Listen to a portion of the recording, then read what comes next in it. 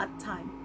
It is not really because you have done something wrong that the bad times will come. It is just that is how the economy is.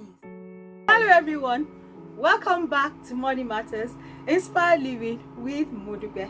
Remember, this is the home for all things personal finance because your money matters, and also a place for you to get inspired, for you to be fulfilled, be successful, and become all that God made you to be. And so in this video, I would like to share with you 4 financial lessons, personal financial lessons that I have learned during the COVID-19 pandemic. It's been 1 year after the outbreak and its devastating effect on personal, family, business finances. And presently, a lot of individuals, a lot of families are still battling under the consequence of the pandemic. In fact, a lot of people are still languishing under the financial hardship caused by the pandemic. And so it is important that as we go through this period, the aftermath, that we should spend time to consider and reflect on the personal lessons taught during this crisis. I have learned a number of financial lessons. Some of the things that were taught in school, I actually see them play out. And so I would like to share with you 4 financial lessons that I have learned and that you should also learn or you should work on. The very first one is that life is in circles. Our lives are in circles. There is no way that we'll all forever remain in one place. Our finances will always be in circle. There will be the time of plenty and there will be time where it's not so good, what we call the lean times. And one thing I have learned is that the good time, the time of plenty, should always provide for the bad time. Because whether we like it or not, there will always be the good time, there will always be the bad time. It is not really because you have done something wrong that the bad times will come. It is just that is how the economy is. There will be the good time, there will be the bad time. So the good time is when you are working, you have so much money, your salary is coming in. It is the good time when it's like everything is just going on well for you. Remember, a bad time will come, and a bad time may come in as a result of maybe a loss of a job or salary cut, or maybe the business is not doing so well, or it could even be a natural event, what we call in law the act of God, that could happen, just like the COVID-19 pandemic. It was not that anybody that had done anything wrong, it was just that there was an act of God in quotes, which was a bad time, and a lot of people saw that their finances were not just in order.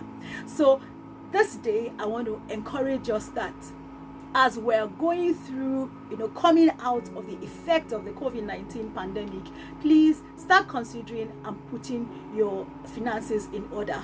Remember that your economy will always be in circles. There is no way you can work forever. Even if you are strong, you are bubbling, and your work, is doing very well. Remember that there will be a time when you have to leave that work. You would have to retire. And for some people, that retirement period is a lean period. So as you work towards that period, what are you doing? So I want to encourage you to always set aside a part of your income, no matter how small. People will financial planners will usually tell you set apart 10% of any income that comes to you. Some will say set apart 15%. But for starters, it's important that you start putting something aside. Start creating a wallet. Start creating a purse for that lean period. Yes, the second lesson is that emergency funds are a necessity. They are a necessity. And when we talk about emergency fund, emergency is something that just happens, something that you not plan for, something that you call unforeseen, unexpected, that happens.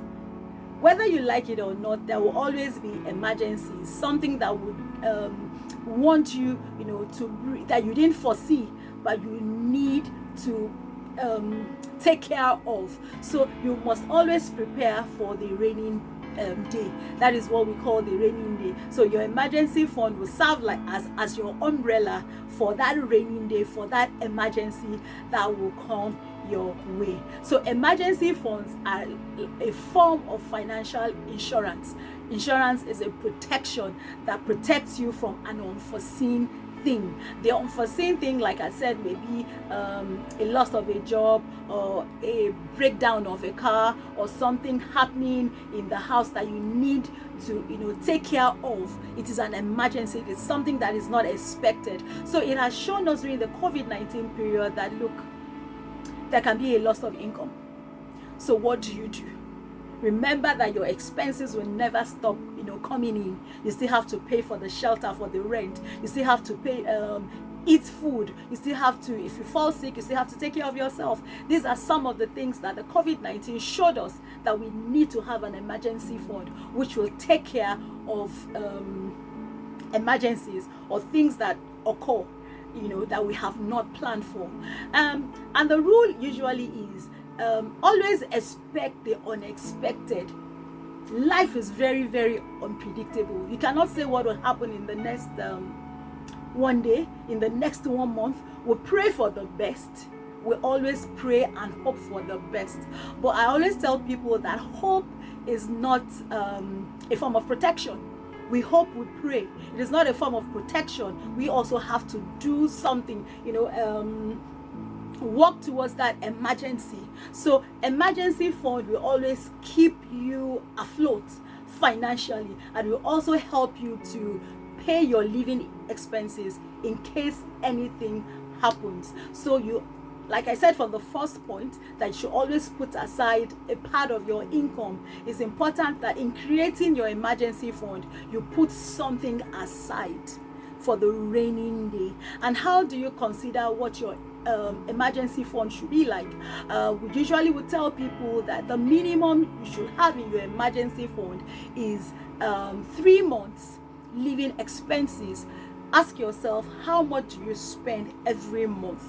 So if, for instance, you spend 10,000 naira every month, I live in Nigeria, it means that the minimum you should have in your emergency fund should be 30,000 naira. So it is just your living expenses, which is 10,000 naira, for example, for me, multiplied by 3 months. And that is 30,000, and it should be kept separately from your savings account, from the account that you use to, you spend when you want to have any when you have any expenses. So that is what your emergency fund should consist of. Minimum of 3 months. You can do 6 months, and now financial advisors are saying, if possible, do a year, because of what COVID-19 has taught us. Because a lot of people who have lost their jobs still haven't gotten a replacement of that job. A lot of people whose businesses were badly hit have still not been able to build the business up. So I want to encourage you, set money aside. Ask yourself, how much do I need? And you start building. So if you want to do like a 6 months, for instance, if I have 10,000 naira, it means 60,000. So what I'll do is I'll start working, backwards. If it's 60,000 naira, I'll ask myself, how do I want to prepare for this? Do I want to do a monthly? Do I want to, just ask yourself, how convenient will it be? And then you start working to ask yourself, how much do I need to start putting aside? If I want to do 6 months, it means that I need 60,000. So it means every month I must be putting aside 10,000 naira. But you must have an emergency fund. If you don't have an emergency fund, it means that you are in a state of an emergency and you need to act fast. Yes, at this point, I want to say a very big thank you to all my existing subscribers. If you have been with me, I want to say thank you for the journey so far. If this is the first time that you are watching any of my videos, I want you to consider subscribing, and please like the videos, share with your friends, people who are interested in personal finance. Share with them so that they can learn a lesson or two.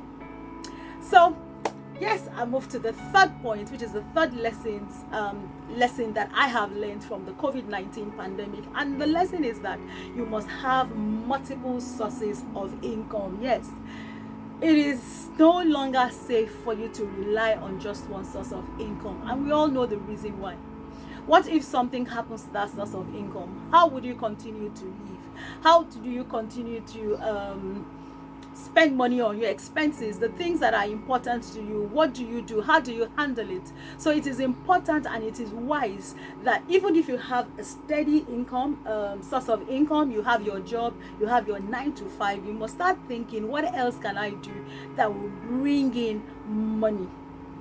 I'm going to do another video very soon on how to create multiple sources of income if you're working 9 to 5, so that you because the question I usually get from people who are working 9 to 5 is, how do I create another source of income while I'm still working 9 to 5? I don't have the time. So we're going to create a video that will tell us how to create multiple streams of income. However, for today, it is just about the 4 lessons, financial lessons, that COVID-19 has taught us. And the fourth one for me is that you must diversify your investment. If you don't have an investment, remember that you cannot always work for everything you need. Investment is what helps you, is what how you give shoes to your money so that your money can keep bringing in money. That is what investment is all about. So if you have investments, consider diversifying that investment.